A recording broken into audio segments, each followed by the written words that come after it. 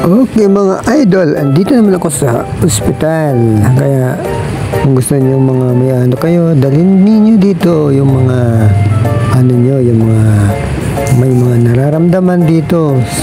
Kasi malaking tulong sa inyo, para sa inyo. Basta kailangan niyo lang pumila dito sa Mandaluyong mga idol. Shoutout si Jerona Santos, si Sir Mike, si Angel, si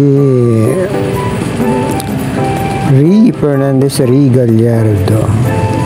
Shout out si Rambi Boy, shout out si Kuya Bobby, shout out yan. Kailangan mo talaga magtiyaga sa pumila kasi para naman siyempre lalo na pag wala ka pera, kailangan mo magtiyaga idol. Yan mga idol, mas maganda kasi pag ano ka na talaga yung nakapag ano ka na talaga, nakapag ano ka na siya, nakapag yung member na ba sa ano na, isa ka ng aplikante, gano'n. Hindi yung aplikante, yung dati na, para mas mabilis talaga mga idol. Mga idol, oh.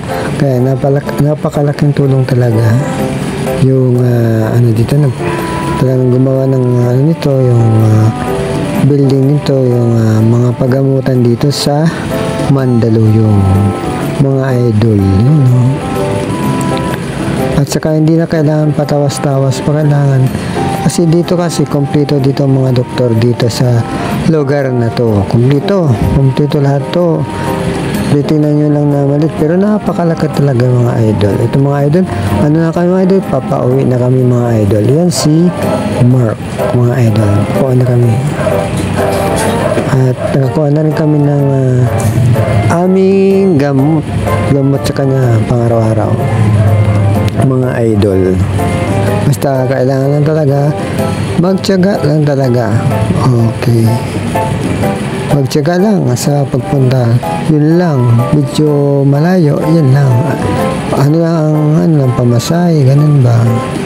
Okay mga idol, yan oh. Saka may mga ano din dito, may mga tricycle, mga sakayan mga idol. Tricycle, mura lang man. Tricycle is 25 pesos yan, tricycle, you know. Yun ang ano yan, lugar na to mga idol, yan. Kaya count me in, follow tayo.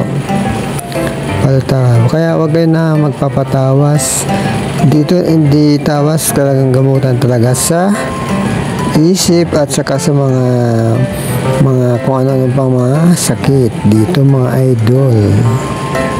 Kasi pag mga tawas-tawas kung ano pang mga ano yan, baka karamihan dyan hindi naman nagagaling hindi naman talaga nagagaling sa mga, kasi kung komplikasyon talaga sa mga sakit talaga dito talaga dinadala mga idol. Okay mga idol, nakasakay na ako sa tricycle. Ayan o, papauwi na. Papunta na ako sa sakay ng Parklia.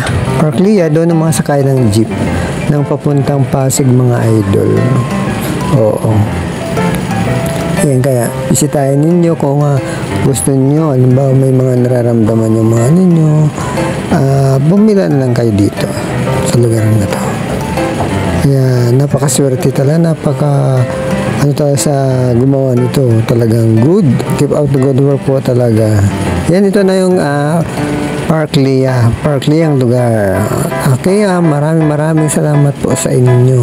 Mabalos and God bless po. At sa pagbabalik namin ulit. Okay. Dito na kami at sasakay na naman kami ng jeep papuntang Pasig Palengke mga idol. Okay. Kaya kailangan lang talaga, laban lang talaga. Kaya yan, lakad ko talaga dahil paalam ako sa aking supervisor.